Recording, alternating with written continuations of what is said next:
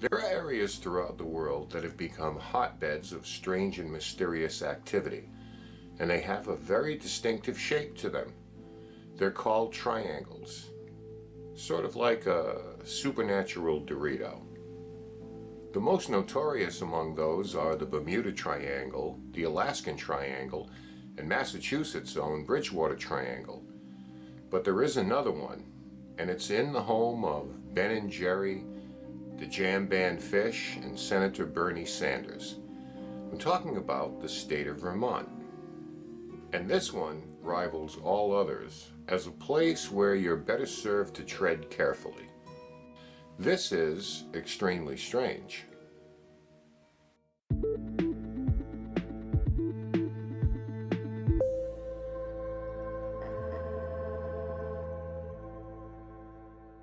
Glastonbury Mountain in Vermont is home to what is called the Bennington Triangle, and it has a long history of strange events, including UFO activity, Bigfoot sightings, strange lights and sounds, and a number of unexplained disappearances.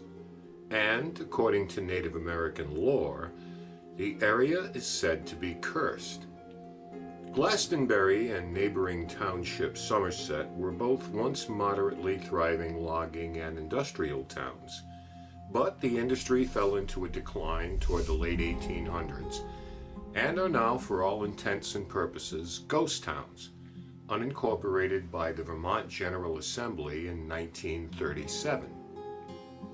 Indigenous peoples there have long been cautious and guarded about the area, and whenever possible, simply avoid it completely. There is an Algonquin legend that warns of a frightening and evil stone in the mountains that will open and devour anyone who steps upon it. The region around the mountain was home to the Abenaki tribe, a part of the Algonquin nation. The Abenaki believed their god Tabaldak lived at the very peak of Glastonbury Mountain. They further believed the mountain to be cursed because winds from all four directions converged at its peak and often changed direction erratically. Despite their avoidance of the mountain, the Abenaki nonetheless buried their deceased at its base, and it's been suggested that the surrounding areas are haunted by their spirits. Abenaki folklore also tells stories of large, hairy, half-human creatures scattered throughout the region that pose a threat to its inhabitants. For over 200 years, there have been numerous sightings of this Bigfoot-like creature in the region that came to be known as the Bennington Monster. One of the first reported sightings occurred in the early 1800s when a washout on a dirt road forced a stagecoach full of passengers to a stop. The stage driver took notice of some very large footprints left in the mud that he felt were far too large to be that of a human. Then, without warning, the stagecoach was completely flipped on its side by a large creature that seemingly appeared from nowhere. Frightened passengers saw nothing but a glowing pair of eyes before the beast let out a horrible roar and retreated into the forest. The creature was described as large, with black fur, and standing well over 6 feet tall. By many accounts, it's said the area is eerily silent, with the complete absence of the natural sounds of birds and insects. Some claim they have bore witness to ghostly figures or experienced common spots that give off a sense of foreboding. There is more than just legends and folklore to this region. There are a number of documented cases that seem to defy logic and suggest there may be more sinister forces at work. In April 1892, a mill hand named Henry McDowell killed a man by crushing his skull with a rock and then fled the scene. Upon his subsequent capture, he claimed hearing constant voices in his head, which in this case compelled him to commit the murder. He was eventually committed to an asylum, but in time escaped and was never found. It's been said he fled into the mountains where he lived off the land and earned himself the moniker the Glastonbury Wild Man. Some stories tell of him coming down from the mountains into the towns of Glastonbury and Bennington and exposing himself to some of the women on the streets there. Hey, it gets lonely in the mountains there. It's not like you can order a Cinemax or something. You know what I mean? In 1897, during hunting season, a well-respected resident was found shot to death. The blast that killed him was actually heard by family members who were in close proximity, yet his body would not be discovered until the following day. It had clearly been moved where it was found, and his own gun, with an unused round still in its chamber, had been carefully placed beside him. His killer was never found.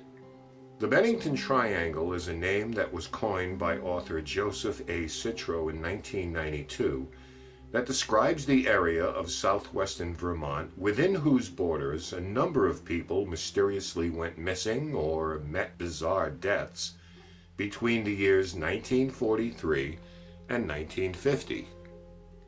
The now defunct publication The Vermonter reported an estimated 40 people having vanished in the Bennington Triangle. In 1943, a man named Carol Herrick went missing during a hunting trip about 10 miles northeast of the otherwise deserted town of Glastonbury. 3 days later, his body was discovered, surrounded by huge, unidentifiable footprints. It was determined Herrick had literally been squeezed to death. Then on November 12, 1945, 74-year-old Mitty Rivers, an experienced hunter and fisherman with extensive knowledge of the area, was leading a group of 4 hunters up into the mountains. On the return trip in the Long Trail Road area near Route 9, Rivers walked a short distance ahead of the group and was never seen again. An exhaustive search turned up no body, but a single rifle cartridge from his weapon was found at the bottom of a stream. It's thought that the cartridge dropped out of Rivers' pocket when he leaned over the stream, but many who knew him were unconvinced his disappearance was anything less than suspicious. Paula Jean Weldon, 18, a sophomore at Bennington College with an interest in painting and the outdoors, disappeared almost 1 year later on December 1st, 1946. She too had set out for a hike on the Long Trail. She had stayed on campus during Thanksgiving break rather than visit home in Stamford, Connecticut. Paula was wearing a red jacket with a fur-trimmed hood, blue jeans, and white sneakers. She wore a small gold wristwatch with a narrow black band. A few fellow students saw her headed toward Route 67A, and at 2:30 p.m. she was seen walking down the road by Danny Fager, who worked at a gas station across from the Bennington College campus. A man named Louis Knapp claimed he picked her up in his car around 2:45 and drove her as far as his home located on Route 9, some 3 miles from the place she had planned to hike. Around 4 p.m., Bennington Banner employee Ernest Whitman and some friends had ventured from their camp in Bickford Hollow when they came upon Paula. She asked Whitman how long the trail was, got some directions from him, and went on her way. An elderly couple walking about 100 yards behind her also saw her on the trail. They claimed she walked around a corner of the trail, and when they eventually reached the same corner, there was no sign of her. More students claimed to have seen her in the Fay Fuller camp area, which was a bit further up the trail. The temperature was a relatively balmy 50 degrees when she left the college, wearing relatively light clothing, and being December, it would not take long for the sun to fall and the temperature to drop to 9 degrees overnight. On Monday morning, when she missed classes and couldn't be located, investigators were contacted and they began to retrace her steps. A massive search party of hundreds of volunteers from the college and surrounding community, along with a few Boy Scout troops, canvassed the area, with FBI and police from as far away as New York and Connecticut assisting. Paula's father even consulted a psychic and put up a reward of $5,000 if she was found alive and $2,000 if deceased. A gravel pit was excavated for signs of her body, private investigators were hired by local newspapers, and a new technology called a polygraph was used on some under suspicion, but Paula Weldon was never found or heard from again. Because of the bizarre nature of her disappearance, rumors began that she had secretly fled to Canada with a boyfriend or had moved up into the mountains living a reclusive life. Now, it seems that it would be easy to keep tabs on somebody wearing a bright red jacket, but this was not the case for Paula Weldon, who was claimed by the forest itself, or someone, or something. But the color red is about to come into play here in a most peculiar way, as we're about to find out. 26-year-old Betty Fraser was reported missing on May 5, 1948, by her husband Declan. Betty was known to enjoy a good time and to frequent local watering holes. On this night, she was on foot and did not return from a local bar, prompting her husband to contact authorities. The bartender at the establishment came under suspicion when a patron claimed he had given Betty a ride home after closing time. But the route that would have had to have been driven, and the bartender's airtight alibi, quickly dismissed him as a suspect. A neighbor claimed to have seen Betty walking along Highway 30 toward Bennington and offered her a ride, but said she ignored the offer and acted as though she was in a trance of some sort. Eventually, her body was discovered on a forest trail in Westover a month later, some 17 miles away from her last reported location. Though the cause of death was listed as misadventure, the distances she traveled and the location the body was found were deemed suspicious by most. So wrong place at the wrong time? Maybe. In Betty's inebriated state, it's hard to tell who or what she may have encountered or where that meant to do her harm. But if that seems a little weird, you haven't heard anything yet.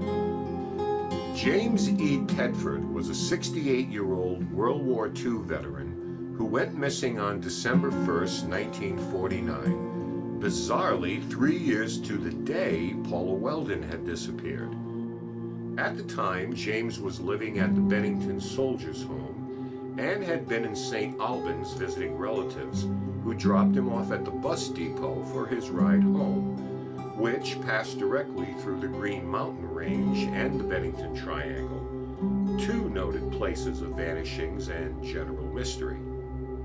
The trip was scheduled to take about 8 hours and was delayed by a significant snowfall.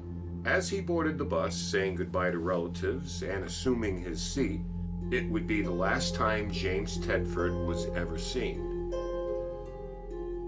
Witnesses claim Tedford had indeed boarded the bus, and a total of 14 passengers, including the driver, confirmed that he remained on the bus asleep for the entire trip to Bennington.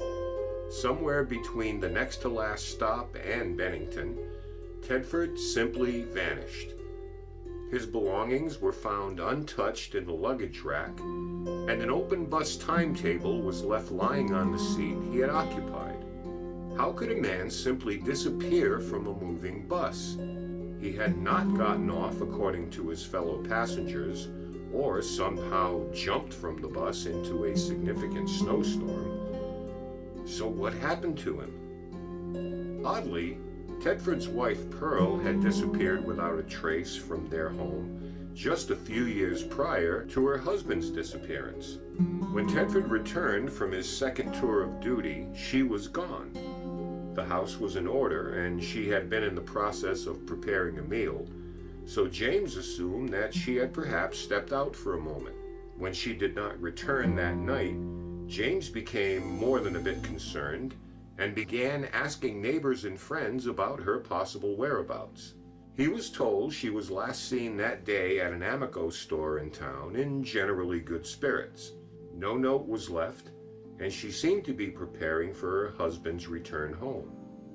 There was no rhyme or reason to her simply vanishing, but Pearl Tedford, like her husband years later, would never be seen again. Now, we know that Paul was deeply crushed by his wife's unusual disappearance, both psychologically and emotionally. I mean, who wouldn't be?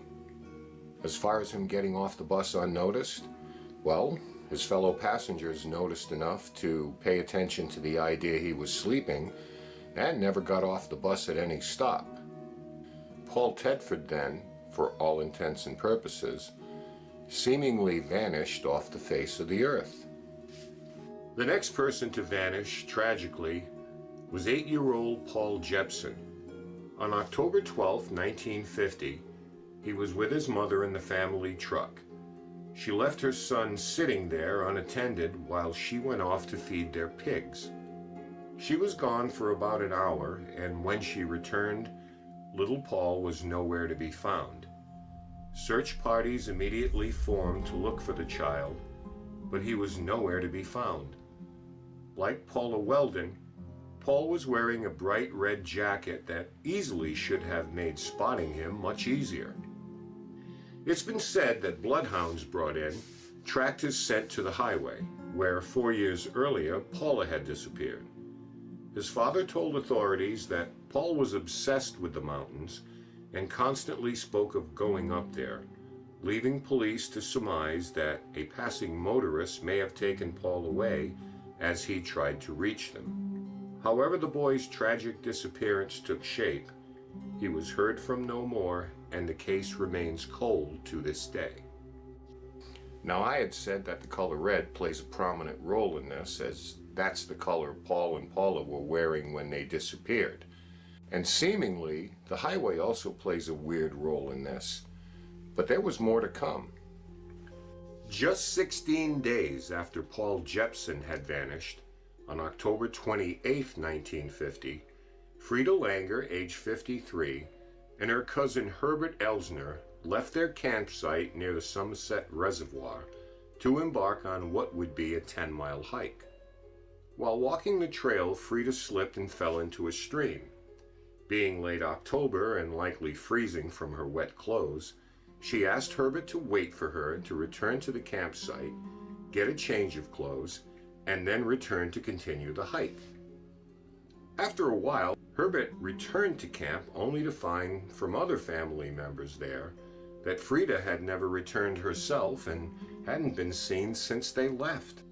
For the next 2 weeks, no less than 5 searches were conducted, some of which involved aircraft, helicopters, and upwards of 400 people. No trace of Frida Langer was discovered.